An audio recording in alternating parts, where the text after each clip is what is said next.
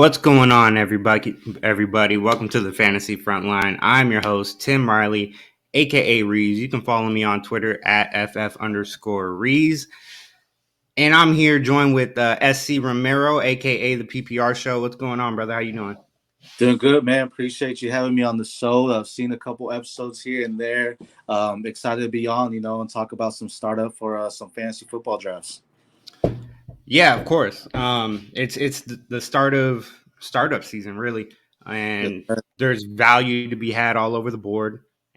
Uh, I'm in a couple of startups right now. One with you, where we're Right. we're co-managing. I don't know if anybody has gotten into co-managing in dynasty leagues. It's definitely a twist trying to work together with somebody else. But luckily, it's not too bad working with you, man. I'll say that. No, I appreciate it, man. I think, a lot of that comes with one, our fantasy knowledge, and two, I feel like everywhere we're talking about, we're not overvaluing players, we're not undervaluing them. We're saying like, hey, this is a good spot to get this guy. So Mhm. we had a good connection on talking back and forth about our players, and it's exciting going into a co-managing season. It's gonna be fun during season because that's when we're like talking about, Yeah. hey, so we be doing this trade or what's going on. But so far at the draft, it's been a fun experience.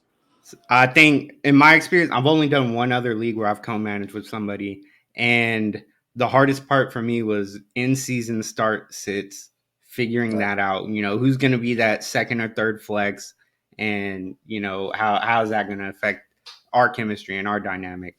For sure. Um, but from how it's going so far, I think we'll be all right. For sure. Um, Before we get started, I wanted to plug up Get Right Fantasy Network. They sponsor us. Um, Go ahead and check them out. Subscribe to their YouTube page. Great people over there. Shout out Rasta. And don't forget to follow us on Twitter and follow the YouTube channel. Why don't you go ahead and let everybody know where they can find you at?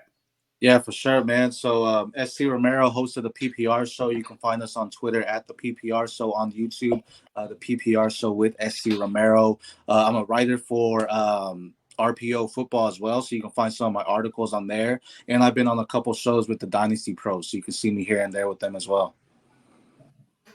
Right on, doing big things, man. I like to hear it. Yes, sir. Trying, man. But I mean, it comes with joining leagues with people like you, man, and building that knowledge. The Mhm. great thing about the fantasy community is just networking. So learning from each other and building up on everything that you know about it. Yeah, for sure. Um, Speaking of networking and building relationships, the Fantasy Football Expo is coming up. Are you heading out? I will not be going, man. You know what? Ah, I heard about it last year. I was like, this is something I gotta do. I didn't plan to do it next year or this year. So next year is, that's gonna be on the bucket list to try and get out there. I see you got that toilet in the back. I saw in some of your videos you yes. had that last year as well. But I mean, you're going to it, right? Yeah, I'm headed out. The toilet is from Scott Fishbowl. I was in Scott Oh, Fishbowl, okay. LA, and Nice. Trophy Smack. They they held a banger of a draft. It was a good one, man. And the CEO of Trophy Smack basically had an open challenge of like, um, beat me in foosball, I'll donate, $500 to a charity of your choice. If you Nice. lose, you got to wear the toilet the entire draft. So I did that. Why not for charity? Good cause. Hey, there you go. He kicked my. It was bad. It was bad. It was bad. Foosball's um, tricky, man. Foosball's tricky. the old heads, man. That's what they do. Right. Um, So usually on here we do a little guest interview prior just to let the audience know and just to get to know you a little better.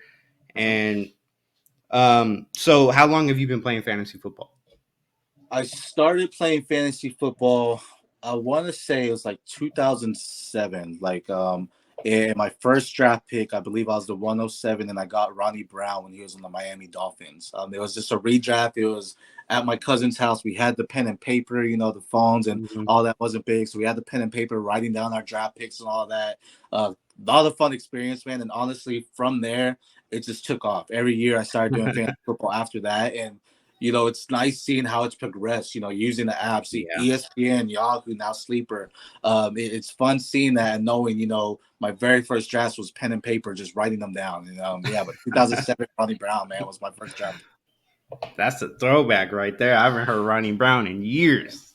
Yes, sir. Yes, sir. And the funny thing is that my cousin was a Dolphins fan, and he had the 108, and I picked Ronnie Brown right before him, and he was like, "Man, I hope that doesn't work out for you." And that was it might not have been 2007, but that was the year Ronnie Brown like broke his leg, and so Yeah. I lost that because of that, and I've always been envied of him. Now I'm like, bro, that was your fault. Like I blame you for that, you know. Right. What got you started in creating fantasy football content? I know it's a little bit of a leap to make that decision of like, you know what, I want to see what other people think about what I got to say. For But sure. what got you started? Just I could spend hours on hours talking football with anybody, right? And it came Hmm. from starting in college. Me and my roommates would watch Sports Center just on repeat, just talking about football, watching games, playing Madden, things like that.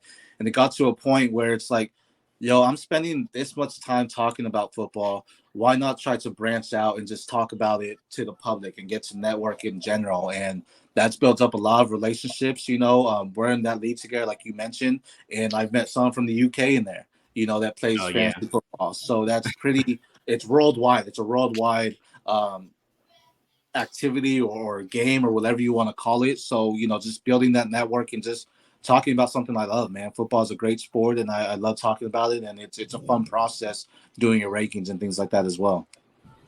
I find rankings to be the absolute hardest part. I sit on my rankings for weeks, just going back and forth because I'm a little bit of a perfectionist, not really, but just like are they gonna light me up on Twitter? If I got this guy 2 spots lower than Yeah. consensus.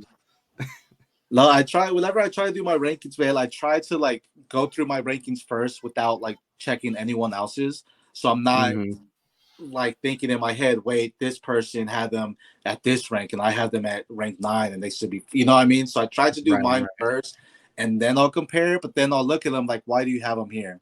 Nah, I still don't feel, maybe I'll move them up a couple spots, but I Yeah, there are some couple outliers, Patrick Mahomes, he's top quarterback in the league, right? So you're yeah, not going to put him at 3. You could, but he's proved the time and time again he's the one, right? And wide receivers is a little tricky because I feel that can go back and forth between certain players, but everyone's different on how they view certain players, and it could be a lot of things that change that make you feel differently about them. yeah. Absolutely, man. Um, it's it's a struggle. Everybody's different. Everybody has different viewpoints, and that's what makes fantasy football, uh, for me specifically, dynasty football, Right, just so fun to play. There's so many different ways, which we're gonna kind of get into later. So many different ways you can attack it, and how you want to build your team, and where certain people have certain players' value. You know, right. putting your rankings up against current ADP Right. and stuff like that. So what is your preference? Oh, go ahead. Go ahead. Now, I'll say it's funny because I just had a conversation with someone. I'm trying to make a trade for him for players on his team, and he's like, "No, that's too low." And I'm like, "Well, if you're getting better, then sure." But it's like I'm not mad at you for your rankings, but you're sending me lower offers. I feel like so. I mean, everyone has different rankings, and you have to know your league. Yep. To how they're doing. Some players might see a late second valuable to them, where other ones are like, nah, that's not even any value. So you definitely got to see each player differently. Each player has a different rank, and you gotta just adjust to what your league's looking like. Right. I've caught on recently on Twitter that there's a small faction of people out here that are basically keeping, I wouldn't say keeping tabs, but really just getting a good look at what kind of people they're in leagues with, and they'll keep somewhat of a spreadsheet on their values, or Right, they might have certain positions valued above other positions, things like that. And right, I think that's a lot of work, but I think that's an incredible thing that could certainly help anybody out in their leagues. for sure. What is your preference, redraft or dynasty, and why? Man, Dynasty because the full season effect. Like we're in Dynasty season. You're still going into the off season. You're looking at players' rankings. You're looking at the free agency. You're looking at the draft prospects. That the whole scenario, the whole picture is Dynasty, but there is nothing better than a redraft that's going into like your fourth or fifth season with that same team, but you get a different team. It's like, ooh, Yeah. it wasn't great last year, so now I have an opportunity to build again. So Dynasty for the whole picture, but if you're in a Dynasty redraft league, as in the same players, that's a lot of fun too, because it's like, all right, this year I'm coming for it. Yeah, I've never quite had a home league. It's usually just work league, and I'm in the military, so people shuffle out all the time, and we're Right. always doing different people. So that's something I've definitely always wanted to do. I know it makes it more fun, just For sure. having the same group of people together, shenanigans, trash talk, yada yada yada. No, for sure. What's been your favorite experience so far in fantasy football? Whether in the community or in your own personal experience. Just networking, man. I've had live drafts in the past; those are always fun. But the networking and meeting different people. Again, as I mentioned, we met a guy in the UK. I've known guys from Connecticut, and I live on the West Coast. So networking Uh, and just branching out and connecting with people. And end of the day, we're all football fanatics, right? That's why we play this right, game. So networking and talking to those people about different objectives, and joining those leagues. Like we're using this league as our advantage to say, hey, what's going on? What's our trade value here? And, but then another league can have completely different. So just building those connections, building those relationships, hopping on shows like this one here, and just having a fun time doing it, talking about football and expressing our knowledge and sharing our knowledge together. right. No, yeah, I'm 100% with you. That's about it for the interview portion. We're in the middle of free agency. There's been a lot of moves. One move I didn't get to put on the show sheet because it just happened a couple hours ago. I don't know if you heard about it. Elijah Moore to the Cleveland Browns. Man, what are your thoughts?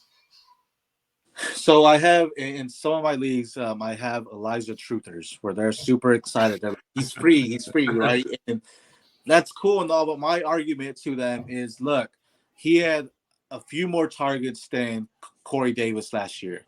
He Mm, didn't beat out Tyler Conklin last year, and now you're going to a deeper wide receiver room than he did have last year, because now he's fighting for targets for Amari Cooper, Donovan mm-hmm. Peoples-Jones, David Njoku. You can throw in David Bell there. Plus if they re-sign Kareem Hunt, that's a possibility there as well. So it's nice that maybe this coach could utilize him more. You might see him in the slot, but at the same time, I'm just like, this doesn't change him to become better or worse. This is just like Right. another scenario where he still has to put in the work to make himself fantasy relevant.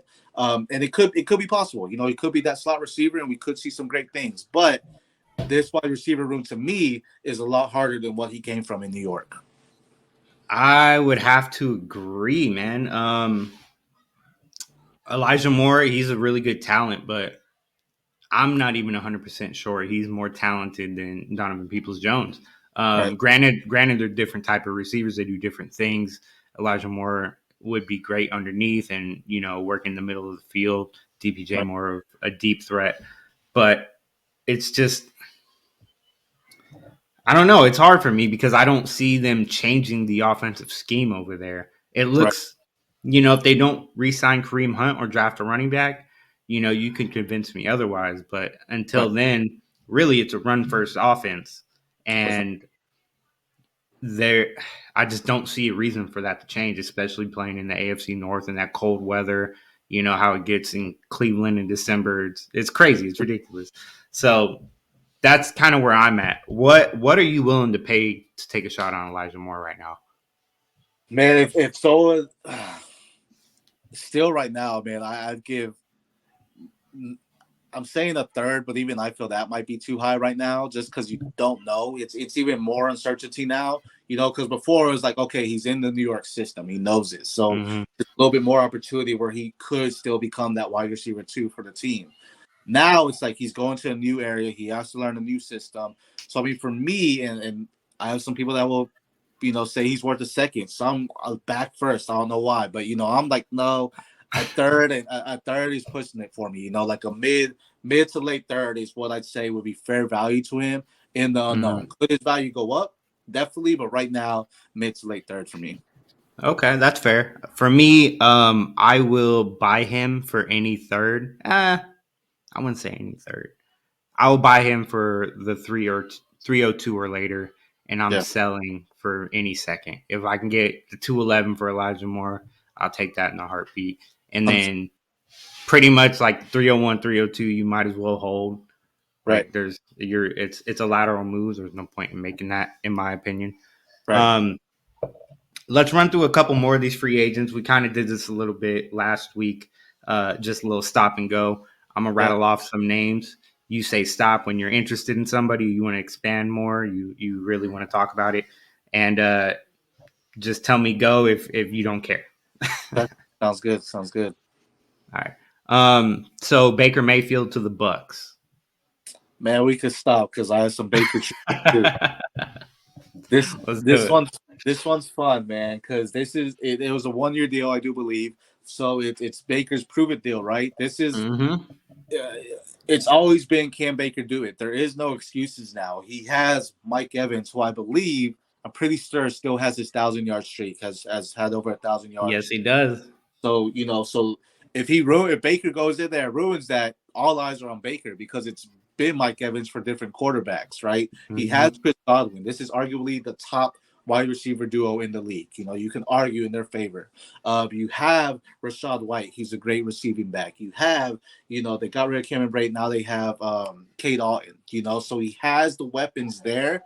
Now there's no excuse. You can even throw in Russell Gage. So um, if I'm, you can probably get him high. If someone's willing to give a first for Baker, I would do it personally. But also if someone's like, he's worth a second, I would hold it because he does have some high upside. But if someone's willing to give that first, this draft class does look pretty nice. So I'd be taking the first for him easily. Oh yeah, definitely. I'm definitely taking any first for Baker. I feel like you got to on that 1 year prove it deal. But I think Baker's really underrated. He really started to come on a little bit in St. Louis, or I'm sorry, in LA last year. Yeah. He had a couple of nice games. He didn't quite fit in Carolina, and he was injured in Cleveland. So really, I feel like he lost, his opportunity for an injury, a shoulder injury that wasn't even a long term thing. Right. Um, so I'm interested. I'm waiting until after the draft because I believe there's a shot that Will Levi falls, Mm-hmm. and the Bucks could take him. I think they have the they're in middle of the pack, 17th around there. I have to go look it up, but Nice. 19th. Yes, sir. Yeah, and so I think if Will Levi falls out of the top 10, which I don't think he would get past the Raiders, but if it just so happens, I think the Bucks are the landing spot for him. I can't see a world where Will Levi is, drops to the second round. I don't see that Right. happening. No, for Uh, sure. I mean, if they don't address the quarterback, I'm really curious because there's a 1 year prove it deal. That kind of tells me they still have some hope in Kyle Trask. So I think we see an interesting QB battle. Their OTAs, their preseason stuff like that. And if Baker isn't out there, knocking them down, then we could see Kyle Trask as a potential starter as well. We'll see. oh God, I hope not. That's the last thing I want to see is Kyle Trask on the field. So do you think it's Baker is an upgrade? Well, obviously nobody's an upgrade compared to Tom Brady, But but would you say post Tom Brady, this is now an upgrade for wide receivers in Tampa Bay? without doubt, I mean that's simply because we haven't seen what Kyle Trask can do in the NFL. Baker has that experience, he has that knowledge, and again, this is looking at his wide receiver cores, this is the best wide receiver core that he's had, Yeah, as a whole. So yeah. everything's in line for him to showcase his skills and say, look, I'm a great quarterback in the NFL. But again, with Kyle Trask having 2 years behind the GOAT, Tom Brady, it's like here's someone that he's learned from him. So now you definitely have to compete. But I definitely think it's an upgrade simply based on the experience for sure. All right. Moving on to the next one, we got Jimmy G to the Raiders, We can go. We can go. Derek Carr to the Saints. Let's stop. Let's talk about some Derek Carr. That one's All right. Um, I think personally, I think Chris Olave is the guy. I'm still pretty much out on Michael Thomas at the moment. Sure. I like Juwan Johnson though. I think it's definitely a boost for him. Derek Carr has had somebody finish in the top 10 at that position, or at he's had a top 10 skill player for the last 4 years, I believe. Darren Waller twice, Hunter Renfrow, and then Devontae Adams last year. Right. So I'm interested for these weapons in New Orleans, and I would just like to see them address that running back position a little bit more. I know they brought in Jamal Williams, which also is on the list, but yeah. What are your thoughts on it? Derek Carr is a definite upgrade than what they had last year. So I do enjoy that. I was trying to look for his stats here. Mhm. What's interesting about him is the past, excluding last season, the past 1, 2, 3, 4 seasons, 2021 through 2018, he threw over 4,000 yards. And I think from 2018 through like 2020, it was only him and Aaron Rodgers that threw for over 4,000 yards consecutively. So, you put him in that category. He missed 4,000 yards last year, but he also missed 2 games at the end of the season. So he's definitely a quarterback that can get the ball out. He does have Chris Olave. So personally, I think this is an upgrade for Chris Olave already. Had this been his quarterback last year, he's possibly the wide receiver one in the rookie class. I'm excited to see what he has, man. I've been a fan of Derek Carr. I think he's underrated. He's a top 20 quarterback. And I Yeah. think now sometimes quarterbacks need that move to excel even further. So I think we have an opportunity in front of us to see a new Derek Carr that we haven't seen, and someone that can be a franchise quarterback for his team. Does this move put Chris Olave into your top five, your dynasty top five wide receivers? Dynasty top five. Man, that's I don't man. He's fringe. He's definitely top 10 for Dynasty, but Yeah, I've top got him. five, I've got him around like 7, 8 yeah. So personally. I'd say that's around right. I'm trying. I mean, obviously, I'd still take Jefferson and Chase over him, right? I'm trying to Hmm. think who else I would possibly take over him though. So he's on a day on a Thursday he's top five, but then on a Friday he's top 10. So I mean, he's definitely there for me though. Definitely a talented Okay. receiver. Definitely someone that if you can grab him for sure. Yeah, that's kind of where I'm at as well. I like Derek Carr. I think he definitely. I mean, he's got to be a top 15 quarterback this year. He For has to sure. be, For sure. unless the Especially Saints decide. Alvin Kamara's out for. I mean, not officially, but probably 6 games or so. I would say. right. Um, and so it's got to be a pass heavy offense. I think they bring in a wide receiver this year in the draft and kind of let that wide receiver sit behind Michael Thomas, but also get some experience. Get on the field every now and then. They got Rashid Shaheed, who's that amazing deep threat. Sure. And it's very interesting what's going on in New Orleans, and I can't wait to see it. I think Derek Carr is definitely going to surprise some people. Um, Actually, I think I will take Derek Carr next in my draft coming up. Yeah, no, I think he's a solid pick, especially for your quarterbacks. You get him late rounds right now, and I think you definitely do see an upgrade for him this season, 100%. Moving on from Derek Carr, we got a Rashad Penny to the Eagles. We can Moving, go. all right. Jamal Williams to the Saints. Yeah. Uh, we can. It's up to you. I'll leave that one up to you if you want to go or stop on that one. I'm gonna pass. Okay. I think Jamal Williams gets some work, but as soon as Kamara's back, then he's kind of. I think he's in a lesser role Right, for sure. than what he was in Detroit. He's kind of still going to be that goal line back, but I don't think he's going to get nearly as many touches. For sure. Juju to the Patriots. Nah, past that. Not a Juju fan. Montgomery to the Lions. We can stop there just because you did bring up, Jamal. This one's very hard. I don't know where to have him in my rankings right now, because Yeah. you want to see Swift succeed, right? You came into the league as a possible dual threat running back. You want to see him utilized properly in an offense. And now they brought in this guy who has been a three down back, who has showed the ability to get over 200 carries, and has only eclipsed 1,000 yards once now. So now it's gonna be pretty interesting because they did get rid of Jamal Williams. And they predominantly used Jamal Williams as the goal line back. So is that gonna be David Montgomery's, and does that increase his value, or if that is his only value, that can kind of decrease his value because he's not seeing the field as much. So I don't know what to do with him right now, to be honest.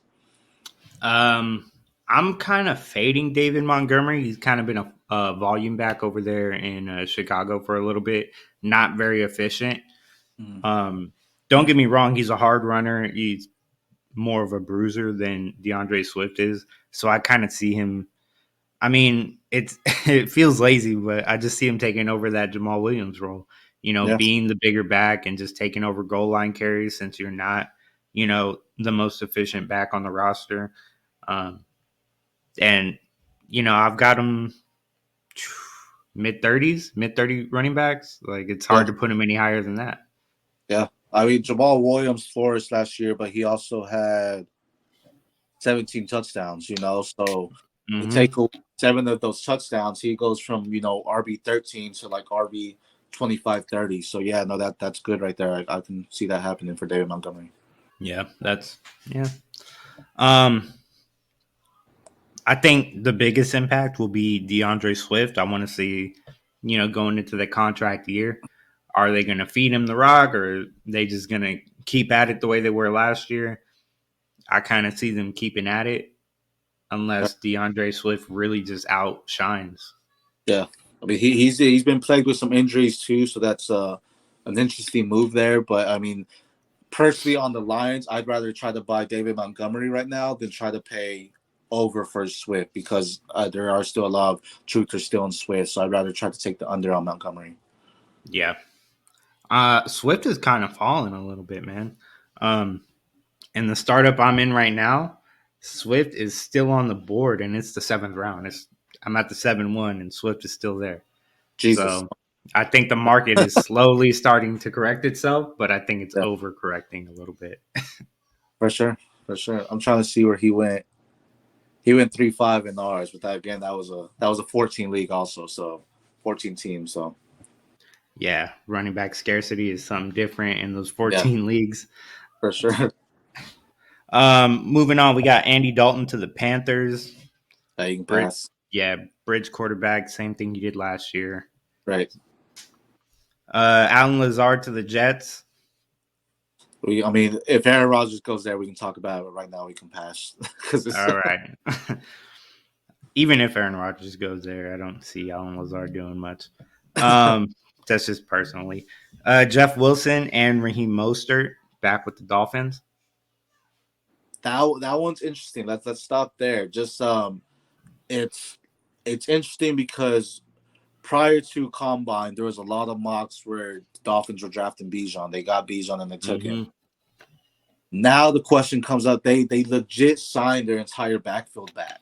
So I mean, I know they have a lot invested in Tyreek. Jalen Waddle, I think, is still on his rookie contract. I know they have some invested on Tua.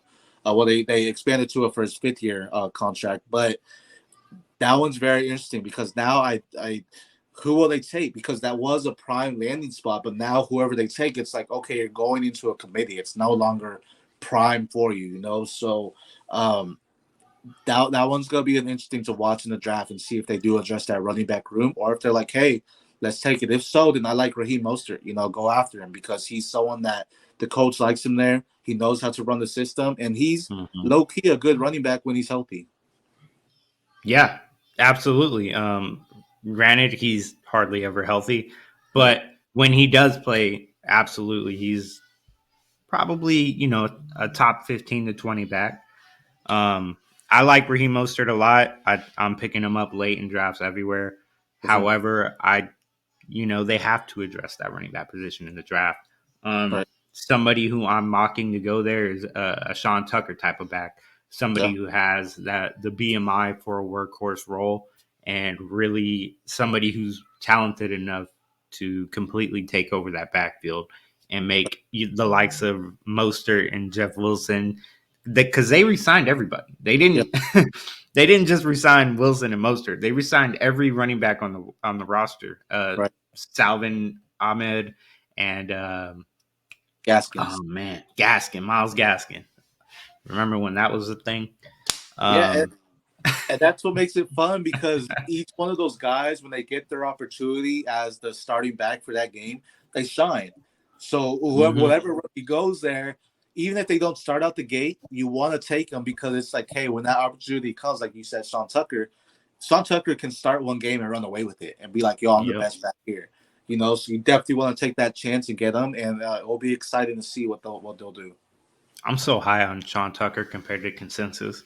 I've been getting him at like the 210, 2.8, and it's Oh, that's absolutely right. ridiculous, man. I'm That's gonna own a beautiful. lot of that dude. I actually have him in one of my C2C leagues. My or actually C2C and a Devi league. He came up to my pro teams this year, so I'm excited for him too. Hey, I like it. Moving on, we got Darren Waller to the Giants. Mm, I like the move, but is it worthy of talking a lot about it? Well, I mean, if he's healthy, he's a great option, but he hasn't been healthy the past 2 seasons, so right. That's about where I'm at too. If he stays healthy, he's probably a top five guy. But like, what does it take to be top five? You right know.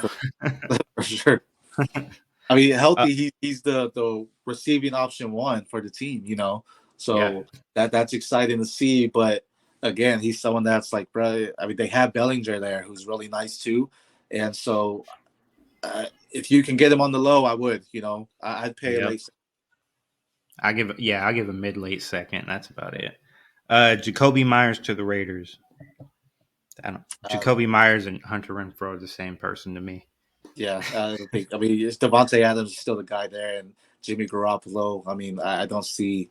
It's not really an upgrade that much from Mac Jones, in my opinion. So same Yeah. thing. Except now he has a true alpha on his team to compete against targets. Yep.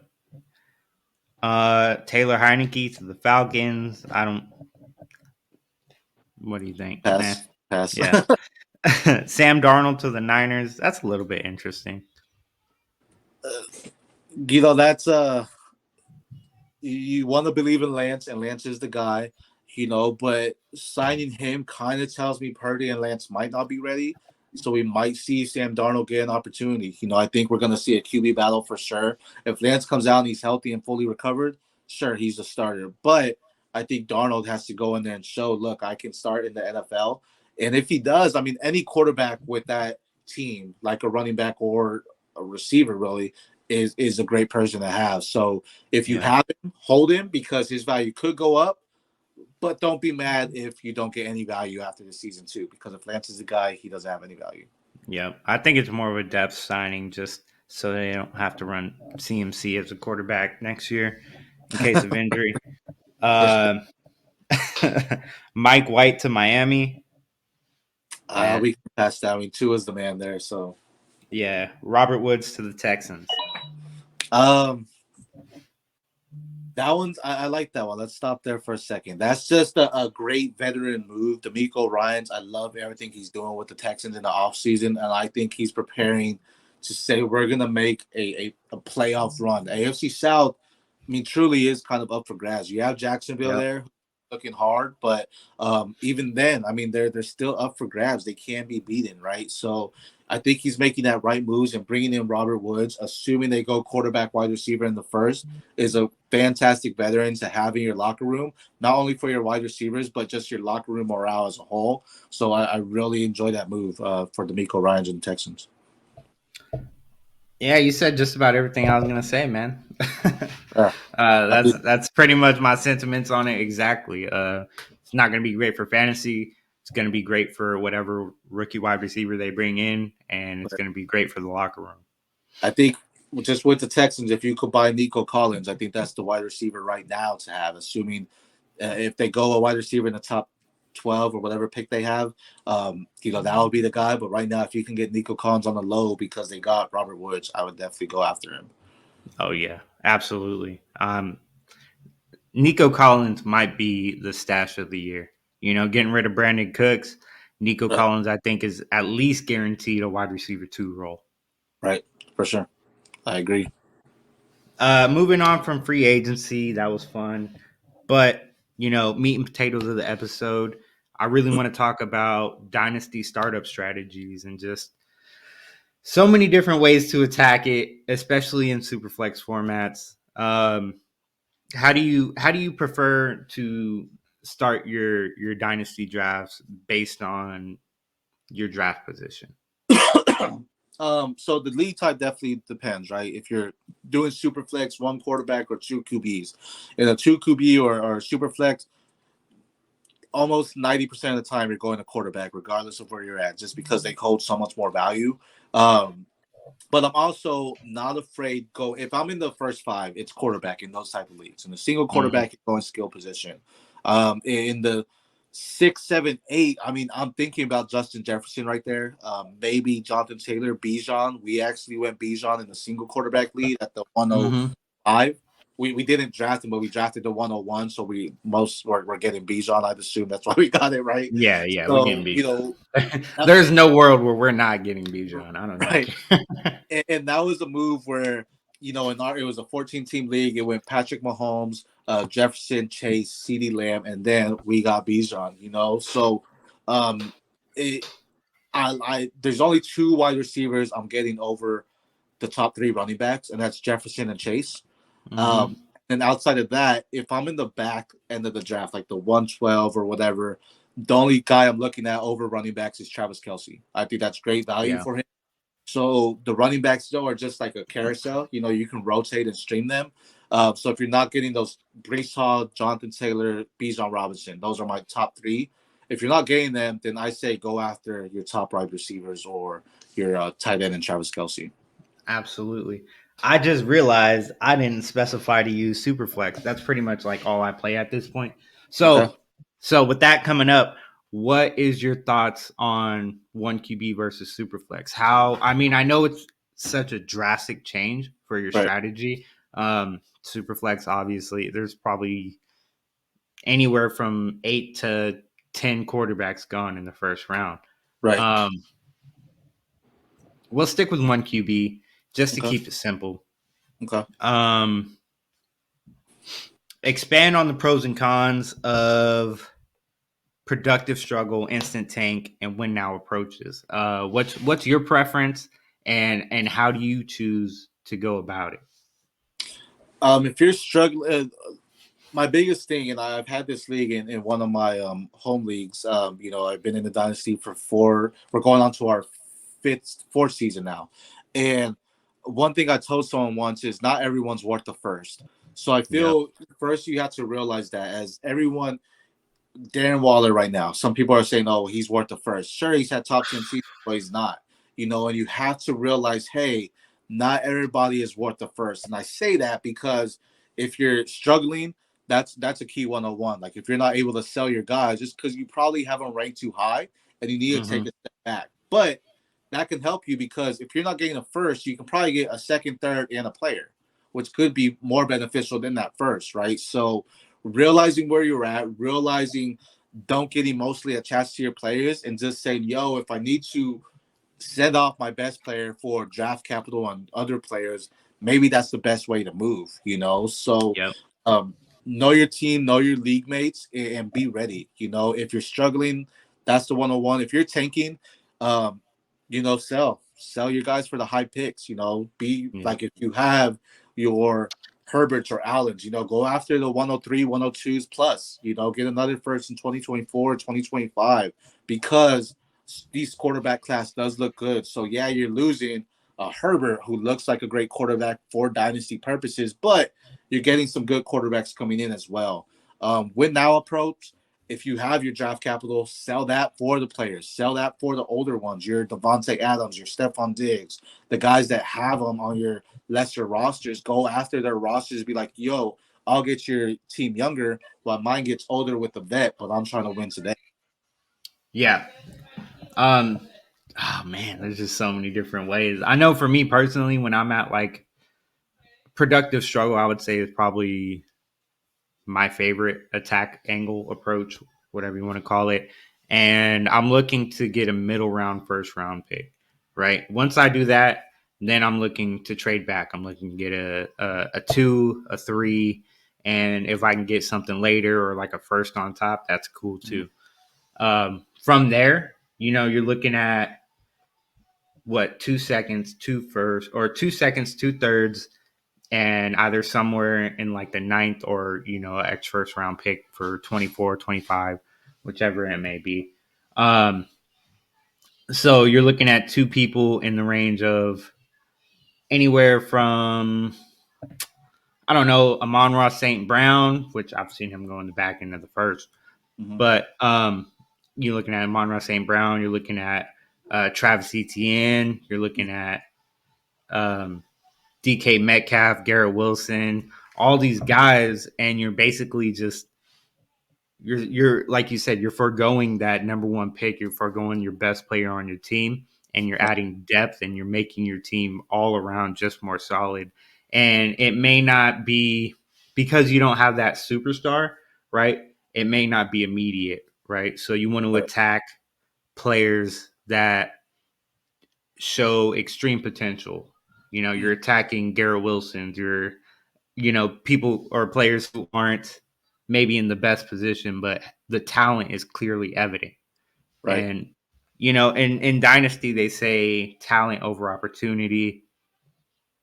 You want to take advantage of that and use For sure. that to just build your team for the future. Obviously, it doesn't quite work as well if you're looking to win your league this year. Right. Sometimes it does. I had one team where I did a productive struggle, ended up with 3 first round picks, and went to the championship. Nice. you know, Yeah. Things like that just happen. You never know how a fantasy football season is going to go.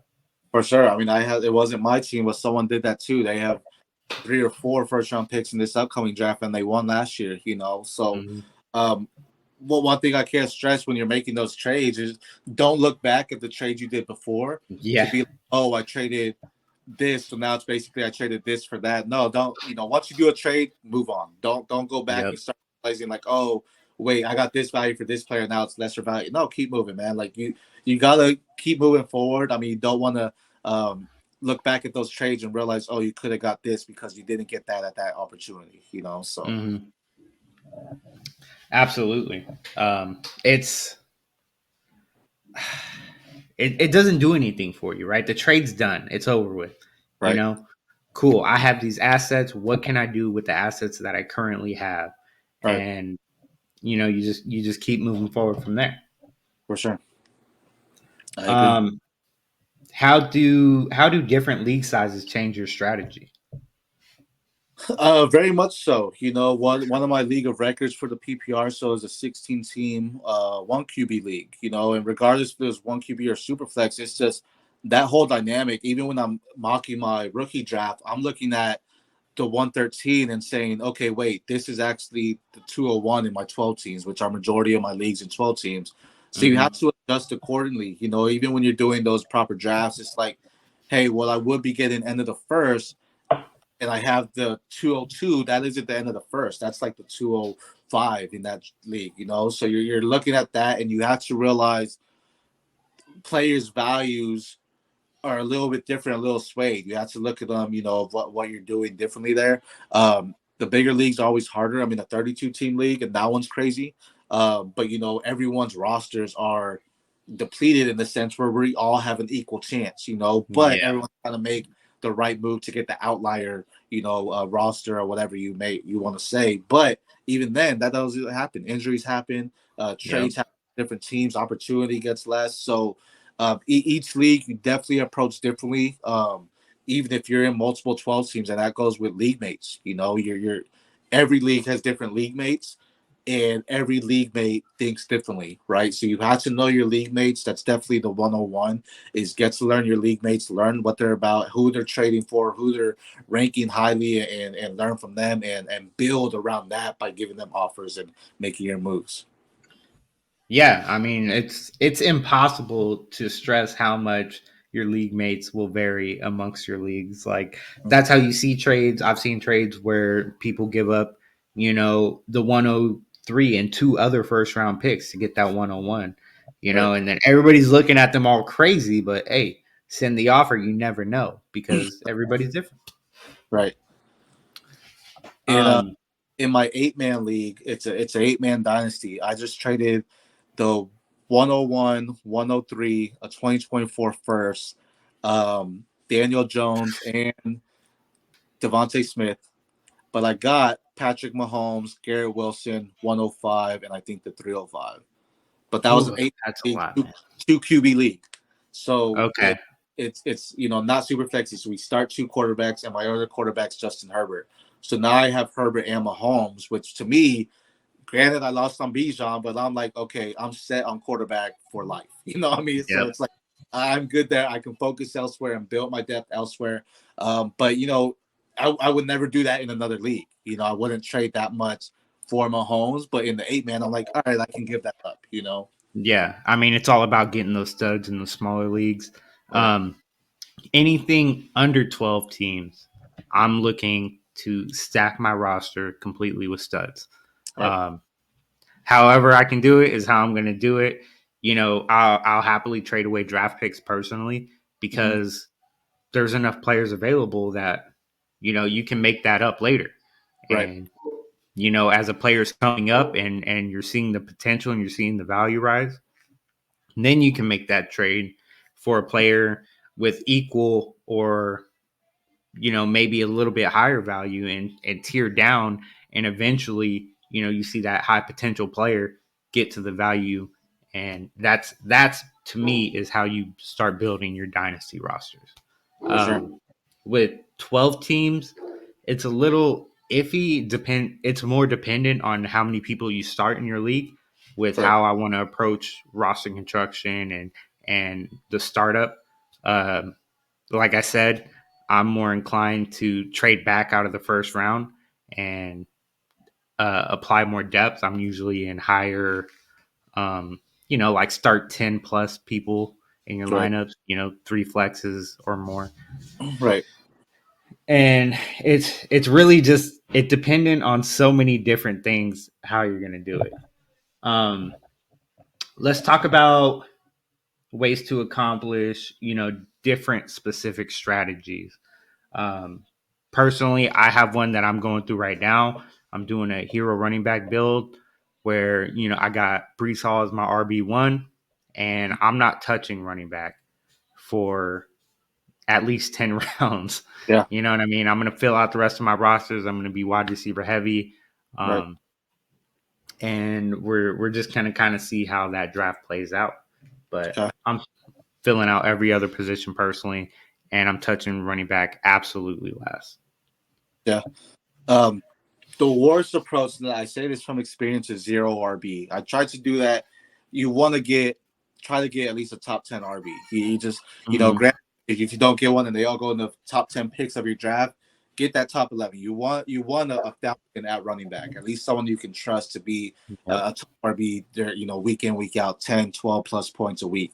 Other than that, though, man, wide receivers, there is so much depth. So if you miss out on the wide receiver, don't be afraid like, oh, I didn't get this guy because there's so much depth at the position where some of your later guys, your wide receiver twos, have better years than some wide receiver ones just because they have a different Mm-hmm. quarterback throwing to them. So, it's same thing with tight ends. If you miss out on your Travis Kelsey's, your Mark Andrews, your Goddards, stuff like that, stream them. That if I don't Yeah. have them in a lot of leagues, so I'm just like, all right, I'm just streaming my tight ends, and granted, you're playing a guessing game on who scores more each year or each game, but just stream them. You're not losing much on anything because outside of Travis Kelsey and Mark Andrews, the next wide receivers are like 50 or tight ends are like 50, 60 points below them. Yeah. Yep. So any Yeah. year could be a tight end 17 last year could be the tight end 3 the next year. Yeah. I'm pretty much once it gets past Njoku, if I can't, get um, Pitts, Kelsey, Andrews, Hawkinson, Goddard, and Njoku is my six. If Yeah, I can't get one of those six, I'm punting tight end so hard. I yeah, probably won't pick a tight end to the last goddamn draft spot. right. even then, I mean, Austin Hooper just got signed to the Raiders, and it's like I'll take the throw on him. You never know. Yeah. So I mean, and it costs nothing to go in between these guys. You know what I right, mean? Like, what's it going to cost to get Austin Hooper? A fourth round rookie pick? right, Like, it costs absolutely nothing to take a shot on these tight ends. for sure, Even Evan Ingram, right? Let's say you took a shot on Evan Ingram this year. right, It costs absolutely nothing to acquire, for the sure. bare minimum. My Um, tight ends last year, I was streaming between Tyler Higbee and Hayden Hurst. So on the given week, I got the right guy in there, but I mean, you just rotate between them. You're not losing much there. yeah. With zero running back, I don't. It's hard. It's hard to do zero running back because you have to hit. There's I think if you don't hit at least two of your running backs, like Right, you're screwed. There's no way you can possibly compete for the year. I agree. Couple Um. couple years ago, I ran that. It was Mike Davis and I can't Oh remember who my man, I other remember running back that. was, but I was like, oh, this is cool because I got Mike Davis on the low. It's like I think I got him off waivers. I'm excited for this year, and then he just completely ruined it, and I had no one behind him because I was like, oh, I'm putting it all on Mike Davis, and that Yeah, was a mistake definitely. And yeah, don't go zero running back. That's the hardest thing to do. Hardest game plan to try to win, I should say, if you go zero running back. absolutely. I mean, it's fun. Don't get me wrong to have a team just completely decked out in wide receivers, Yeah, but it's you need one. I think you just need one because especially with wide receivers, they're just so replaceable. After about wide receiver 24, the next 15 wide receivers are replacement level. right, You know what I mean? So if you don't got those top 24 guys, like it doesn't even matter, for sure. right? You look at somebody like Deontay Johnson last year. Deontay Johnson finished as the wide receiver 30. But realistically, he was only what 20 points, 20 points behind the wide receiver 2 and DJ Moore. Yeah. Like it really doesn't mean a whole lot to once you get in that range. You're really just picking your favorite guys. And Deontay Johnson, I mean, add what 3, 4 touchdowns to him. I mean, that changes his whole. That's Yeah, like a 10 spot jump almost. absolutely. Which is why I'm buying Deontay Johnson a lot. Yeah, you can get him lower than Pickens for sure. I would take I it. don't I don't know. I was looking on Keep Trade Cut. Currently, George Pickens is like a whole 13 spots above Deontay Johnson, which is absolutely insane to me. Kenny Two. Pickett's still the quarterback, so that value is still meh. I mean, you have to expect Kenny Pickett makes some sort of jump, right? He's not going to be great or anything, but he has to be marginally better than he was last Yeah, that's the hope. That's the hope. year. um. So, what are your thoughts on?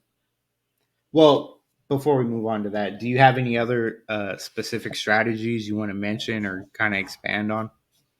um, no, I mean, if you're missing out on Jefferson and Chase, get your running back, and then don't be afraid to just. There's so many wide receivers. You can go Mm-hmm. running back, quarterback, and still get your wide receiver. If it's a one QB league, don't get your quarterback till round 8 or later. No need Yeah. for it. Superflex, I do like the dual elite quarterback. If I Hmm. get a top 5 or 6 pick, I'm looking to trade up into that top 5 range again. Hmm. And I'm looking to walk away. I've had multiple leagues last year where I walked away with Patrick Mahomes and Joe Burrow, or I end up getting Josh Allen and Lamar Jackson. Lamar Right, Jackson had a down year, right? So that didn't quite work out. right, But Lamar Jackson plays a full season. That's you're probably looking at anywhere from 35 to 50% of your total fantasy points in a week right. straight off your quarterback position. And that can really, if you hit on some other positions later, because it does cost, I usually pay a second, a fourth, and hell, I'll pay a 24 first on top. You know, I'll give a rookie first on top, hoping that it'll be late. And just just the pure amount of points that come from your two quarterback positions, and you never have to worry about it. You Right, know what I mean? How old is Patrick Mahomes? You know, how old is Joe Burrow? Yeah, I'm not gonna have to touch quarterback for at least 6 years. right, You know, I don't think that far ahead, but realistically, if I wanted to, you know, I could just right, ride them out for the rest of their careers. for sure. And you know, wide receivers are so replaceable. Running backs, they get washed out every 4 to 5 years. Right. Eventually, you'll get there. But what are your thoughts on reaching for your guy in a draft? Let's say you know you want to trade up to in a one quarterback. You want to trade up to, I don't know, the 2-8 because you want Garrett Wilson. Hey, Um, before you expand on that, real quick, I just wanted to say I saw Garrett Wilson go out to 2-3 of a super flex startup today, and it was the craziest thing I've ever seen him. yeah. Like, I mean, I guess that's high hopes that the deal gets done with Aaron Rodgers, right? Um, even then, it's such a reach. There's so many quarterbacks available in a super flex. yeah, it's don't be afraid to go after your guys, but don't give everything away just to get your guy. You Yeah, know, you have your own rankings, so if your guy's there and you're, 10 spots away from making your pick, you're like, I gotta get him. He won't make it back. By all means, do that. But don't shoot yourself in the foot by giving away your next three picks. Um, right. write it out, and that's why you do want to do your rankings pre-drafts. At least your personal rankings on, hey, if this guy's here, here it is, and don't necessarily say like, okay, this guy's here right now. My next guy, I have him actually, 12 spots later than him or whatever it may be. Yeah, don't be afraid to go after him, but also look at your backup. Say like, okay, is it worth giving up my next two picks or whatever it may be for this guy? Will that outweigh the next two picks combined? I've seen people give out crazy numbers. Use next year's draft. If you're planning for a win now team just off your draft alone. One of my big rules is if you don't win at the draft, right, you got to make moves during the season also. Yep, But you have use to. your next year's capital because guess what? That pick is unknown. That pick could be the 101 if your team's trash, but it could also be the 112 if you do it right. So if you can utilize next year's draft capital to get into the earlier picks for this year in your drafts to get your guy, by all means, go do that. But don't give an arm and a leg just because you're like, oh, I need to go get my guy. Yeah. Pretty much. If it's the only time I can condone it is if it's a super low money league. You know, Yeah, $10, $15 buy-in, and you want to have fun and get your players and build the team that you think is great, right? But if we're looking to win, which should be the ultimate goal here, for if we're sure. looking to win, we cannot, you know, hemorrhage our teams like this and bleed out our value in order to get um in order to get, you know, Chris Olave, or in order to get Garrett Wilson, because you want Garrett Wilson so bad, I'm going to trade up to the 2-3 in a super flex. Yeah. You know, you have to understand ADP. You have to understand how all these different cogs in the machine work, and you got to make the best decision that you can. Um, What league? How many people were in that league? it's a 12 team standard super flex, 6 point pass and touchdown. Where was their Two, next pick? huh? Where was their next pick? That person that traded up for it. Whew, let me see. I have to go into the league real quick. Um, it's a fun league, though. I'll say that. Because I mean, my question is the reason why I asked that is because chances are they could have got him where they were already. Their They their their next pick was a 310. oh, I mean, you I probably would have got Garrett Wilson, but it's like you want to trade. I don't know. I can't take Garrett Wilson over AJ Brown and CD Lamb. Oh, they I were on the can't. board too. Yes, Oh, yes. okay. Then no, Garrett I thought. Wilson was the wide receiver 3 off the board. Oh wow. No, that's a reach. That's go I after your can't do guys, it. but come on, man. Yeah, the ADP is not. Yeah. It's a fun league, but guys, as far as advice to you guys out there in the audience, I cannot condone this. Please don't do that. Yeah, right. For sure. For sure. um, that's about the end of the show sheet. Great to have you on. You got any words of wisdom for the people before you head out? Man, words of wisdom. Sell high when you can. Don't be afraid to um, sell your best players. Don't get emotionally attached to them. And not everybody is worth the first. I can't stress that enough. I, I don't care what y'all say. Not everybody is worth the first. If you have those rankings for your players and you're trying to trade them, chances are you won't, because if the league doesn't see it as that, Yeah. then you're not going to make that trade, right? So go off your league, know your league mates, and have fun making trades. Even if it's a bad trade and the league says it's a bad trade, if you got the person you wanted, that's all that matters, man. The fun thing about football, fantasy football, is we craft our own teams, build our own teams the way we want it. So have fun with it, make the trades you want. There's bad trades, and you'll know in your leagues, but if you get your guys, then that's what makes it fun. I love getting your guys. Please don't massively over. I'm okay with the overpay to get your guy, right? Let's not kill our teams to do it though. Right. That's my only message. Let me get one too early hot take for the season before we get up out of here. So I was thinking about this. You gave me the question before. My first hot take for the season is going to be, and it's because I'm a Ritter fan. Ritter will be a top 15, top 20 quarterback Ugh. this season. That's my Okay, first pick. 15 is that that's hot. 15 I feel is too much. Top 20 is there, but top 15, top 20 quarterback this season. My second one is going to be neither Bijan, Brees, or Jonathan Taylor are the RB1 next year. I can get down with that. I like that. That's not as hot as Desmond Ritter, but that's still hot. All right, but I appreciate you for lending me your time and coming on the pod.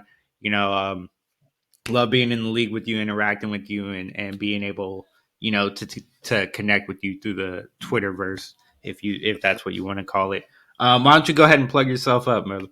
Yes, sir. Again, SC Romero. You can find me writing some articles with RPO football. I'm also a part of Dynasty Pros. You'll find me on some YouTube videos with them as well. But also follow my show, the PPR Show with SC Romero on YouTube, and follow us on Twitter at the PPR Show.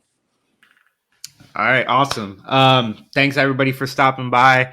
Don't forget to follow me on Twitter at ff_rees, and don't forget to follow the podcast at frontline_ff. As always, shout out to Get Right Fantasy Network for sponsoring us. Much appreciated, much love, and I'll see you guys next time. All right, peace. Awesome, bro.